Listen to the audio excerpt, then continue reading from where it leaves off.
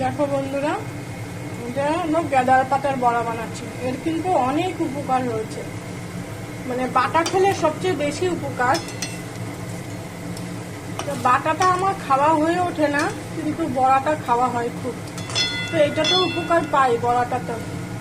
হচ্ছে চালের গুঁড়ো, ময়দা, সামান্য নুন, হলুদ, মিষ্টি সব স্বাদ মতো একটু দিয়ে দিয়েছি। এবার বেশ মুড়মুড়ো করে ভাজবো, একদম ঝিমে আছে। আঁচটা একেবারেই কমিয়ে দেব। মানে যে কোনো ভাজাতেই গ্যাস কমিয়ে ভাজলে সেই ভাজাটা ভালো হয়। আর মুড়মুড়ে গরম ভাতের সাথে খেতেও টেস্টি, আর উপকারও আছে। সবটা মিলিয়ে তেলে বাটাটা খেলে বেশি উপকার। গরম ভাতে একটু হলুদ দিয়ে, সর্ষের তেল দিয়ে বাটাটা খেলে বেশি উপকার। ঠিক আছে ভাই, চলো, একটু হলেও তো উপকার পাবো।